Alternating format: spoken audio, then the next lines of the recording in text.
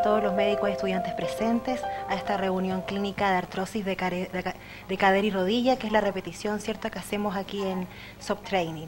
Estamos en esta oportunidad con 3 doctores, el doctor Mauricio Álamo, reumatólogo, el doctor Ignacio Campos, traumatólogo, y la doctora Cherry Gutiérrez, fisiatra. Muchas gracias a ustedes por estar presentes en esta reunión y vamos a partir, ¿cierto?, a dar la presentación de este tema de artrosis de cadera y rodilla.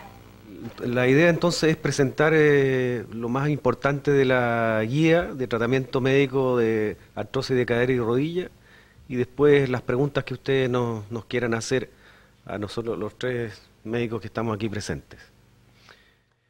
Entonces, como les decía, los objetivos de la reunión es revisar lo más importante de esta guía, principalmente enfocado al diagnóstico, los criterios para referir al paciente en caso necesario y algunas recomendaciones de tratamiento, ya sea farmacológico o no.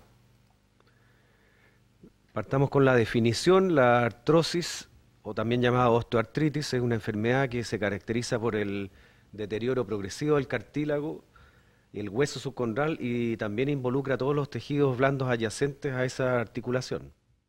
Criterios diagnósticos que nos da esta guía: la historia clínica y el examen físico, sumado a alteraciones radiológicas. Todas estas alteraciones radiológicas habitualmente son mucho más tardíos que el comienzo de la enfermedad a nivel histológico.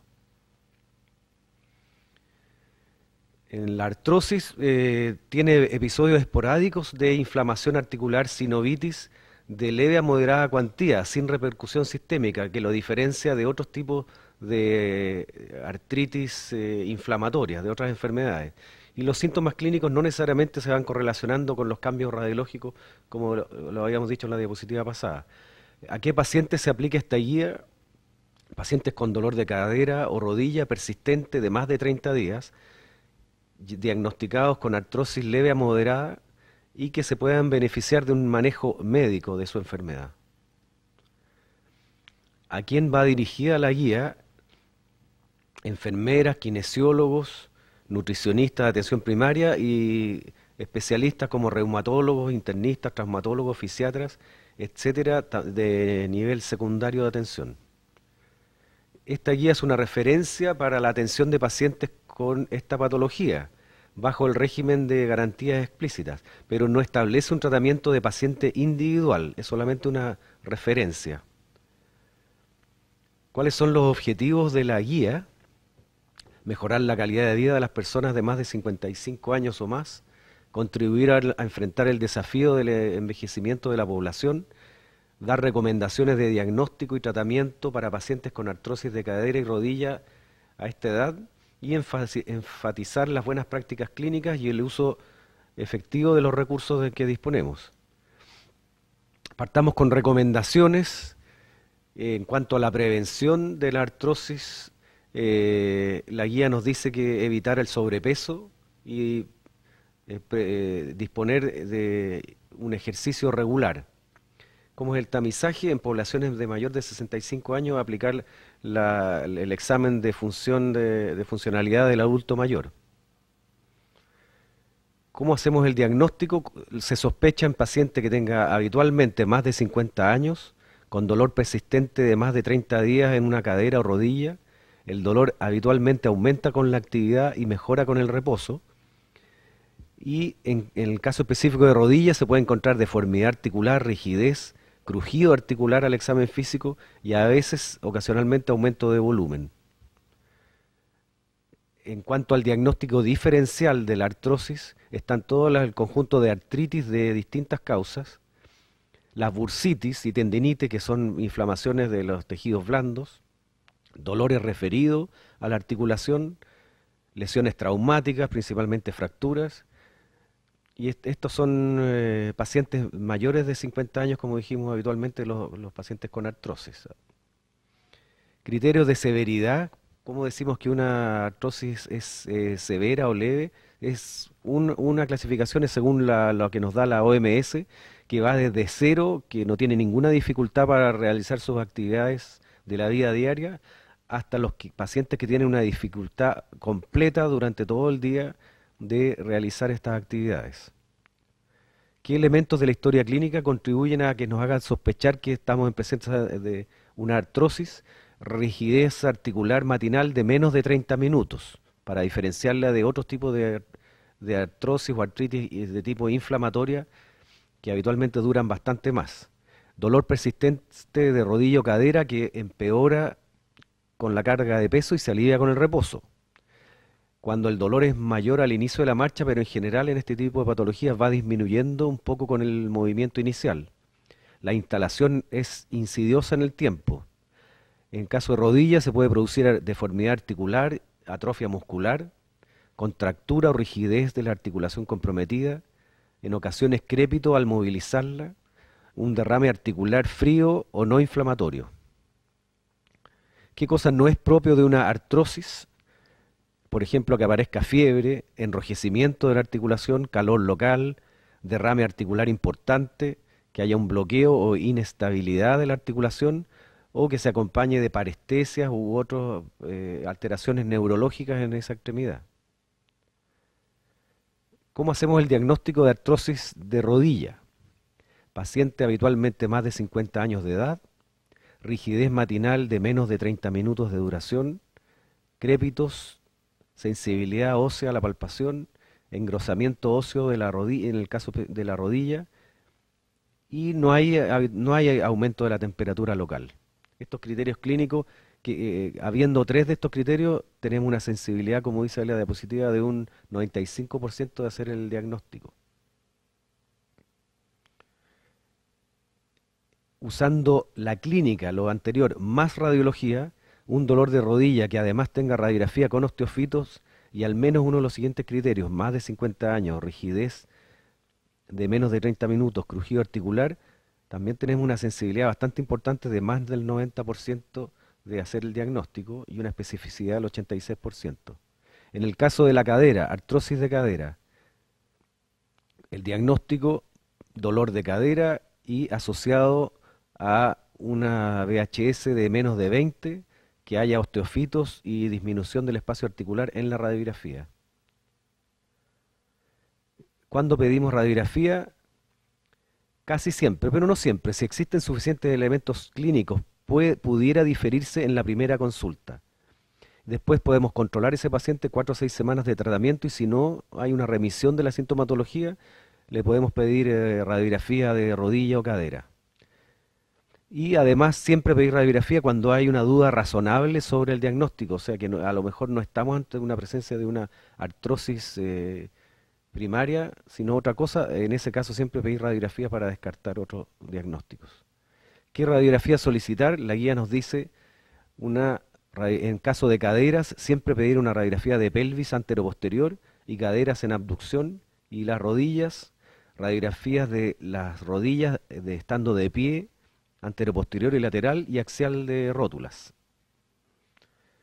Signos radiológicos de una artrosis de cadera, que disminuye el espacio articular, que es habitual, es lejos lo más importante y el más decidor, esclerosis subcondral, osteofitos y aparición de quistes subcondrales o geodas en la radiografía. En el caso de la rodilla, radiología, también disminución del espacio articular, la esclerosis subcondral, osteofitos, quistes o geodas, y aquí se puede agregar también en pacientes mal alineamiento secundario, ya sea genuvar o genovalgo, por culpa de la artrosis. Diagnóstico diferencial: todo paciente con dolor de cadera o rodilla y limitación funcional en que se sospeche el diagnóstico de artrosis y que no cumpla todos los criterios clínicos de diagnóstico de artrosis, o que exista la duda respecto a otros posibles diagnósticos, o que después de 4 o 6 semanas de tratamiento no se ha visto mejoría. Ahí tenemos que entrar a pensar en un diagnóstico diferencial y siempre en esos casos realizar una radiografía.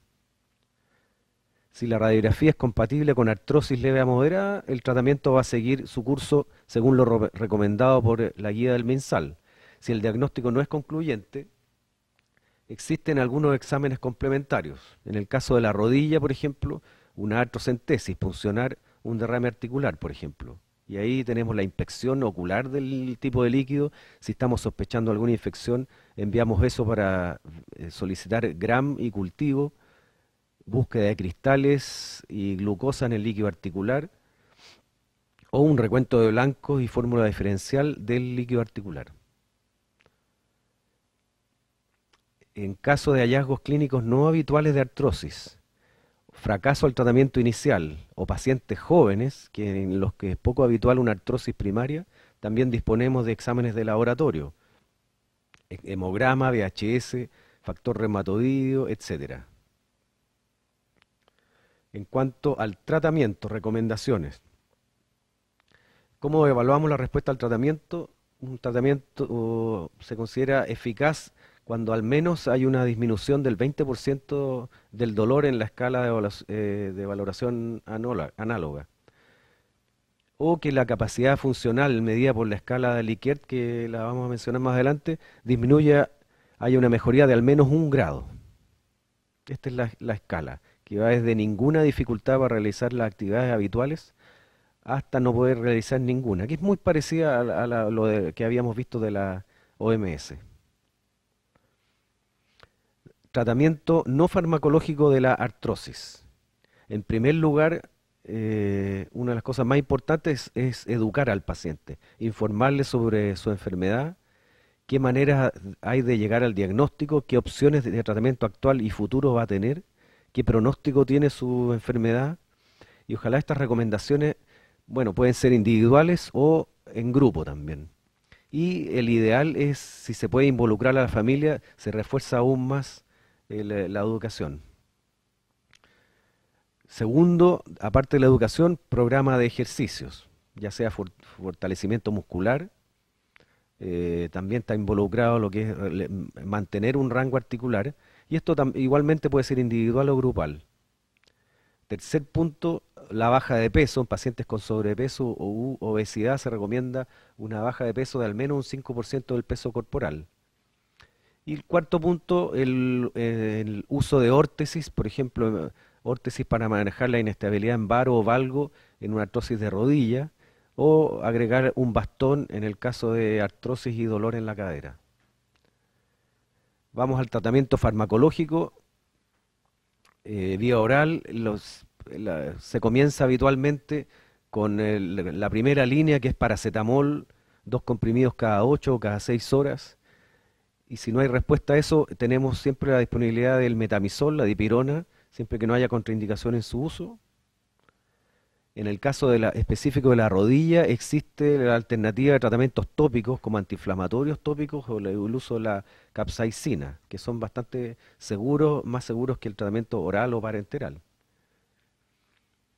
En cuanto a los antiinflamatorios no esteroidales, AINES, pasamos a otra etapa en que el pacientes que no han tenido una respuesta favorable a lo que dijimos anteriormente, siempre tratando de usar inicialmente la menor dosis efectiva. Y después de 10 días, si no hay un efecto, se puede aumentar esta dosis. Aquí estamos incluyendo el ibuprofeno, diclofenaco, meloxicam, naproxeno, etc. Y en otra línea, en otra etapa, cuando, por ejemplo, no hay respuesta a tratamiento de primera línea o hay una contraindicación de usar antiinflamatorios no esteroidales, tenemos la alternativa de analgésicos opioides como el tramadol, la codeína, que tienen bastante buena respuesta combinados con el uso de paracetamol. El uso controversial a veces de drogas sintomáticas de acción lenta para la artrosis, como la glucosamina con condroitina, por ejemplo, y otros que tienen un efecto en ocasiones sintomático del dolor, pero es controversial porque no hay trabajos que comprueben realmente su efectividad verdadera comparados con con placebo, por ejemplo. En el caso más que nada de la rodilla, tenemos el tratamiento intraarticular, específicamente el tratamiento con corticoides locales, si el paciente no responde a un tratamiento oral o ya existe un aumento importante de volumen articular. En este caso, derivar el especialista para terapia intraarticular, pero existen ocasiones que el médico no especialista pudiera hacer una punción de rodilla, lo podemos discutir más adelante. Sabiendo que esto es un tratamiento temporal y limitado en el tiempo. La viscosuplementación ácido hialurónico específicamente, esto es más que nada para rodilla.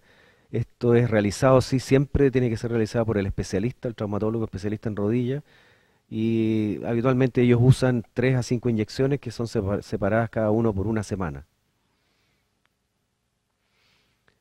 Consideraciones especiales: pacientes con riesgo de sangramiento gastroduodenal.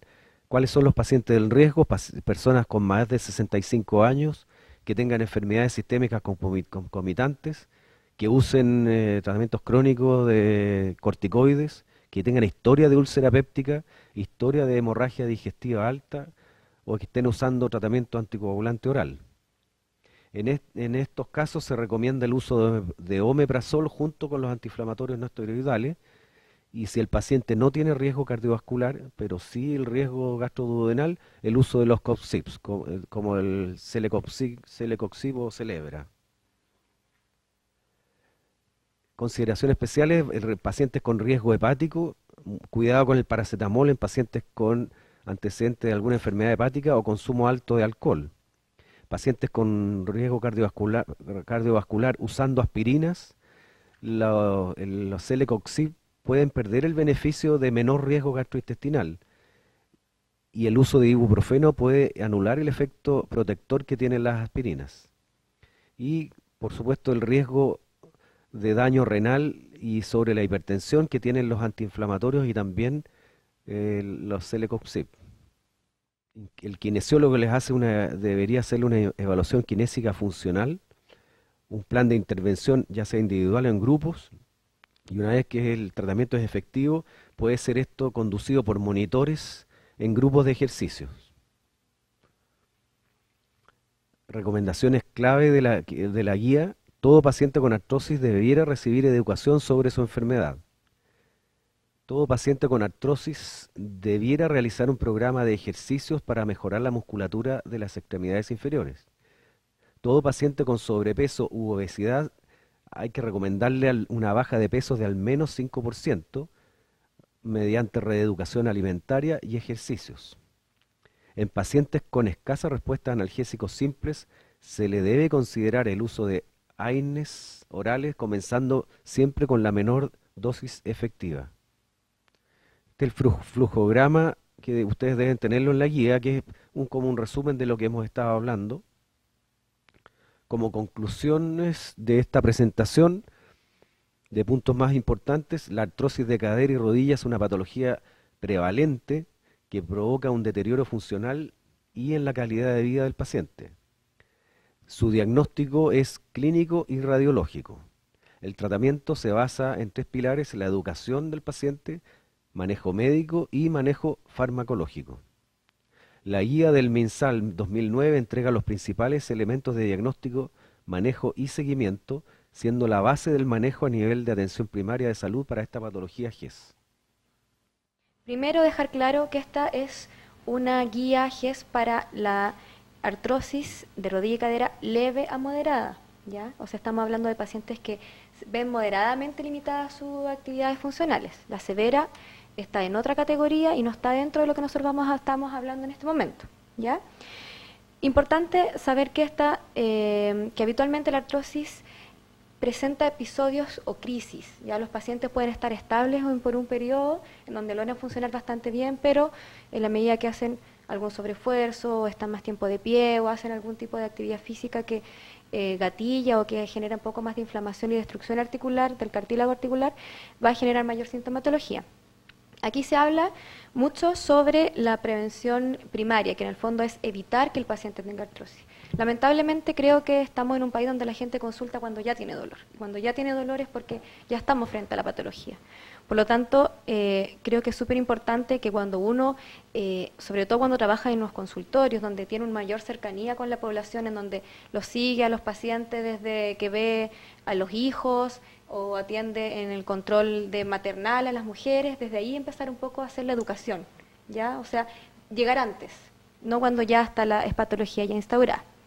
Lo otro importante es saber que el tratamiento de la artrosis es un tratamiento individual. Aquí se han dado guías de cómo poder enfrentarlo, pero cada paciente es una persona distinta y cada uno manifiesta su sintomatología de manera distinta y lo limita de una forma distinta. ¿ya? No es lo mismo a un paciente que a lo mejor se desplaza todos los días a su trabajo en bicicleta, a alguien que la verdad tiene un trabajo más bien sedentario, o alguien que trabaja, no sé, en una faena, en donde tiene mayor sobrecarga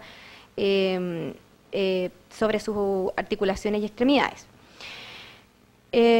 Otra cosa que me parece muy relevante es que debemos siempre medir el dolor, ¿ya? Y por eso que ahí se enfatiza mucho en aplicar la escala visual análoga del dolor, porque me permite saber cómo está funcionando mi tratamiento. Si yo no lo mido en forma inicial, no voy a saber si es que esto va empeorando, si esto está mejorando, si mi tratamiento está siendo efectivo o no. Entonces, cada vez que el paciente consulta, nosotros sabemos que ese es el diagnóstico, debemos medirlo, dejarlo coordinado en la ficha, cosa que sepamos cómo va a ir siguiendo la evolución de la enfermedad.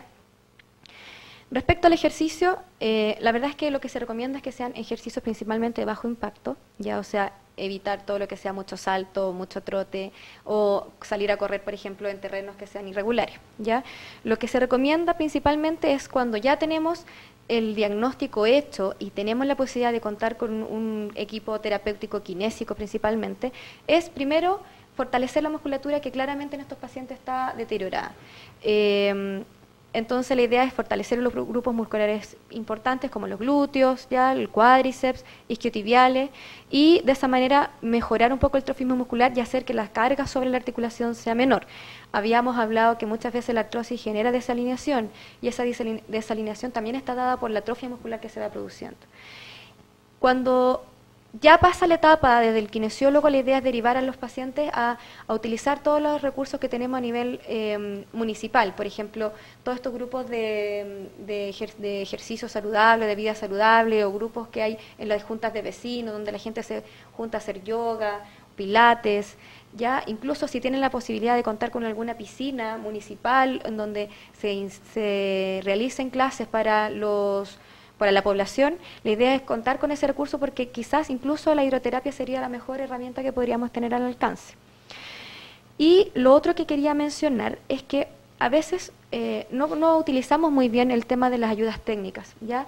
Estamos hablando de que son patologías que van acentuándose con la carga que está teniendo la extremidad. Por lo tanto, si yo de alguna manera logro evitar esa sobrecarga y, por ejemplo, ocupar algún bastón que ayude a que este paciente esté descargando esa extremidad, nos va a ayudar a que esta patología avance, pero de una forma más lenta. Hay que considerar que existe existen garantías explícitas de salud en la población mayor de 65 años, donde ellos tienen garantizada la entrega de bastones, ¿ya? De carros anterior o incluso de silla de ruedas. Pero debemos contar con ese recurso, debemos enseñarlo a utilizarlo, porque tampoco es uno llegar y entregar un bastón y no decirle cómo funciona, porque muchas veces me ha tocado incluso en la consulta que el paciente llega con el bastón en el lado contralateral o en el mismo lado que está la patología, y la idea es que el bastón se ocupe en el lado contralateral. Y la idea es enseñarlo cómo utilizarlo. Entonces, si está el recurso en el consultorio, utilizarlo, mandar a los pacientes al kinesiólogo y también mandar a los pacientes a su comunidad para que puedan también de esa manera poder contar con todos estos grupos que también imparten muchas labores o actividades deportivas. Ahora, eso también es importante porque cuando el paciente sociabiliza, cuando genera redes, también eso le ayuda. Tienen que pensar que son pacientes que están con dolor, que eso genera en cierta medida un trastorno del ánimo secundario. Entonces, cuando lo llevamos a hacer, lo sacamos de la rutina, empezamos a llevarlo a que tenga relación con otras personas, que empiecen a comunicarse, que en el fondo salga un poco de esa rutina a la que estaba acostumbrado, también nos va a ayudar y nos va a generar endorfinas que nos ayudan al manejo del dolor. Perfecto, doctora. Tenemos una pregunta que llega de parte de Rodrigo Castro, que pregunta: hay pacientes menores de 50 años con artrosis y son de bajos recursos económicos. ¿Lo ingresamos como otros crónicos o qué otra conducta seguir? Y además con crisis, me refiero a que es crisis económica. ¿Quién puede responder? Yo respondo. Yo entiendo crisis articular. Ah, ya, no crisis económica. Perfecto. Para no llevarlo al plano de la coyuntura. Claro, como decía, con bajos recursos, yo pensé que era crisis económica. Bueno, yo soy Mauricio Álamo, yo soy reumatólogo, y lo primero que creo que uno debería considerar, Rodrigo Javier, tú que hiciste la pregunta, es que si un paciente tiene menos de 50 años puede no ser una artrosis. Entonces lo primero, por supuesto, es hacer el diagnóstico diferencial. Bajo 50 años son un poco más prevalentes otras causas, como por ejemplo la artritis, a veces una oligoartritis de extremidades inferiores, considerarlo, ¿no es cierto? A veces puede ser una disfunción femoropatelar, puede ser una meniscopatía. De tal modo que primero descartar esas cosas con el examen físico, con los diagnósticos complementarios, con los exámenes complementarios. Y si a pesar de todo el paciente tiene una artrosis, que es posible, la artrosis todos la tenemos desde los 25 años en adelante, y si el paciente ha sido un deportista pertinaz, por ejemplo un futbolista, la aparición de artrosis puede ser muy precoz, tanto como a los 45 o 50 años como tú lo señales. En este caso el manejo no deberá ser distinto al que tenemos en la guía. El manejo es básicamente el mismo. Tal vez la diferencia es que en el caso del menor de 55 años no está la patología garantizada en forma explícita. Pero si están los recursos disponibles en el nivel local donde ustedes trabajan, la guía es perfectamente aplicable como indicaciones, sugerencias de tratamiento. Así que valen las mismas cosas. Si el paciente tuviera una crisis articular, como dijimos, tanto para el menor de 50 años como para el mayor de 50 años, también las indicaciones son las mismas. Yo diría que lo más importante durante la crisis aguda de una artrosis, ya sea de una rodilla o de las dos, lo primero es el reposo. En esa condición el paciente no debiera hacer un ejercicio al menos exhaustivo ni extenuante. Reposo, el reposo alivia. 2, usar medidas físicas. Frío o calor, ambos tienen efecto analgésico y se pueden usar, ¿no es cierto? Y hay que ver lo que el paciente prefiere. Y en tercer lugar, yo creo que en una crisis es conveniente usar antiinflamatorios no esteroidales en dosis, digamos, normales, en dosis antiinflamatoria, por un tiempo fijo, unos 10 a 14 días, y después disminuirlo a la dosis analgésica o cambiarse al antiinflamatorio, al analgésico no antiinflamatorio. Ahora, si a pesar de eso el paciente siguiera con crisis, ya ahí tenemos que considerar algunas alternativas distintas, que son tal vez de nivel secundario, como es la infiltración articular, intraarticular de un corticoide de depósito, que la puede hacer un traumatólogo, un reumatólogo, un fisiatra o alguien que tenga experiencia.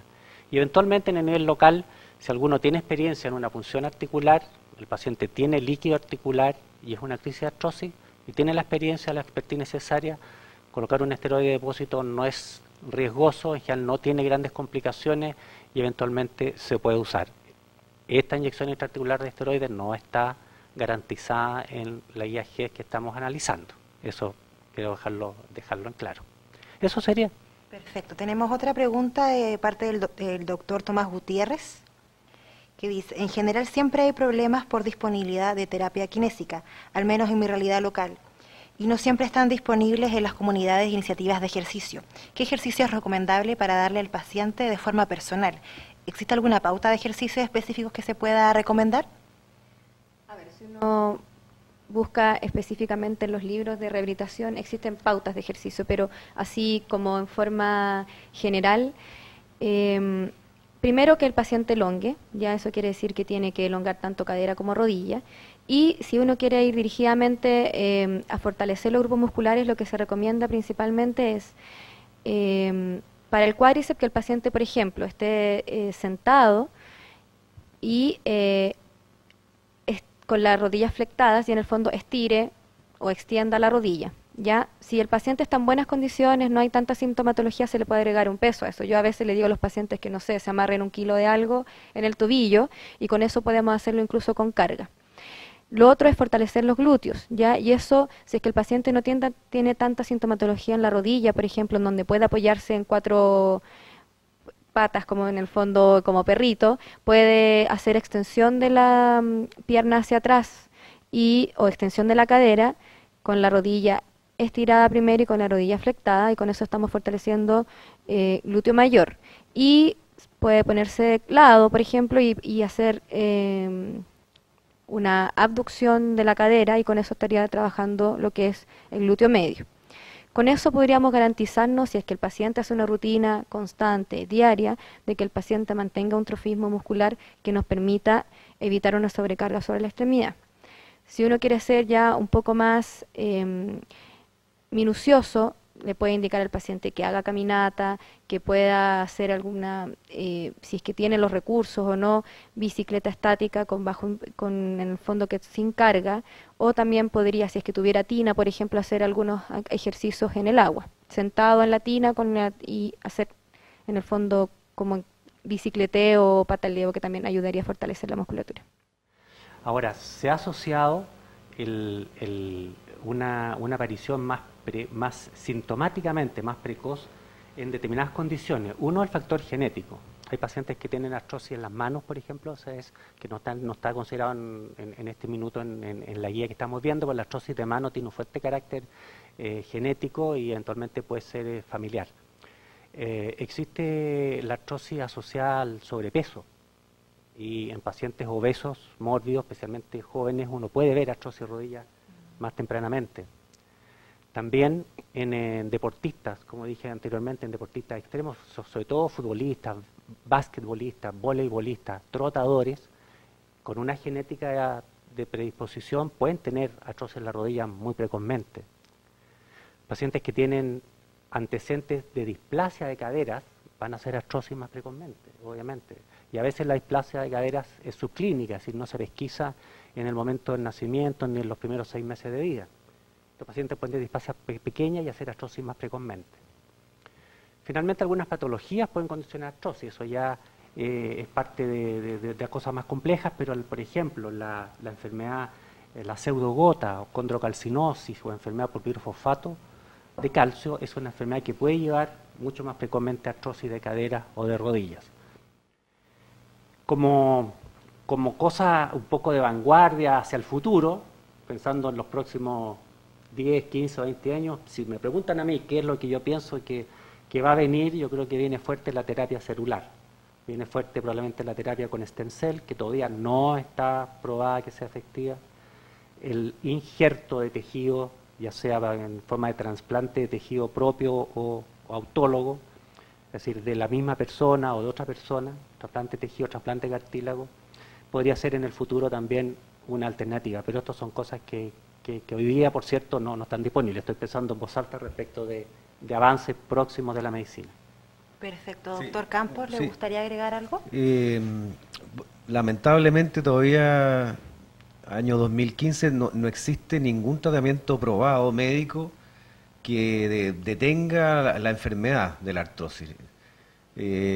Probablemente ustedes han escuchado de todos los tratamientos con glucosamina, con reitinsulfato, de los cuales hay un montón de marcas comerciales que, como decíamos en la presentación, no tienen un efecto probado a nivel mundial de que detengan la enfermedad o la mejoren, pero en algunos pacientes hay un efecto clínico, quizás placebo o no, pero sí hay un alivio sintomático y en algunos una mejoría de la movilidad articular. Así que a pesar de que no está aprobado clínicamente, no lo descartamos como tratamiento, eso sí, no está incluido dentro del GES, esta guía, y tampoco, y no es algo barato, entonces, pero si el paciente lo puede pagar. Y también probablemente ustedes van a escuchar hablar de estos medicamentos que contienen colágeno, marca comercial Genacol, etcétera. También tampoco son medicamentos que tengan un relato científico de que esté probado, pero hay un efecto sintomático en algunos pacientes que ustedes pueden probar. Si el paciente lo mismo, también si lo puede financiar. Pero no hay, hasta el momento, lamentablemente, no hay un tratamiento médico probado para la detención de la enfermedad artrósica. En otras presentaciones nos han hecho énfasis, ha habido preguntas sobre el tratamiento medicamentoso de fármacos con respecto a paracetamol, el tratamiento antiinflamatorio, y siempre les recalcamos que los tratamientos, por ejemplo los AINE, tienen distintas respuestas en distintos pacientes, hay una respuesta bastante personal. Entonces, si no han tenido buena respuesta, por ejemplo, con paracetamol, y pasan a un antiinflamatorio del que dispongan ustedes, por ejemplo, el diclofenaco o el naproxeno, si no tienen una buena respuesta, existe la posibilidad de cambiarse de uno a otro. Por ejemplo, el naproxeno Si no hay buena respuesta, tratar con diclofenaco, o diclofenaco, tratar con ketoprofeno, porque hay pacientes que tienen mala respuesta a uno y buena a otro, así que vale la pena hacer probar de un paciente a otro esos cambios de un AINE versus otro, antes de pasar a un tercer nivel como el tramadol, por ejemplo. El médico en sí también tiene un rol de educar a la población y de un poco también orientarla y guiarla en el sentido de que también uno como médico puede generar y agrupar a las personas y decirle esto es lo que necesitamos, llegar a la gente, porque en el fondo igual cuando hablamos de rehabilitación basada en la comunidad, no es que el kinesiólogo es el que rehabilita, el kinesiólogo puede entrenar a monitores, que son gente de la misma población, que va a guiar a otras personas a realizar los ejercicios que se van a recomendar. Entonces, yo creo que es un poco tomar la iniciativa, saber que se puede generar esto, que aquí en Santiago al menos funcionan en varias comunas de bastante escasos recursos, en donde la rehabilitación basada en la comunidad es lo que está siendo pionero, es lo que está llevando a la hora, porque claramente sabemos que nuestro sistema de salud no es capaz de sostenerlo. Entonces, si uno genera la instancia, da en el fondo las herramientas y genera una cultura en donde la misma población es la que tiene que autoayudarse, probablemente pueda ser bastante exitosa la instancia. Perfecto, en comunidad. Sí. Yo los felicito por esta reunión, por su presencia, por responder las preguntas, cada una de ellas planteadas y dar el tiempo pertinente, ¿cierto?, para responder estas dudas. Les recuerdo a los alumnos que el martes 21 está programada la reunión local del grupo número 2. Aún no se define el tema, ni tampoco los relatores, porque está siendo organizada esta reunión, que lo más probable es que sea el martes 21 a las 20:30 horas. Todas las informaciones se las vamos a enviar vía correo. Agradecemos a cada uno de los estudiantes presentes en esta reunión por su participación, por hacer las preguntas. Nos despedimos, que estén muy bien. Buenas noches.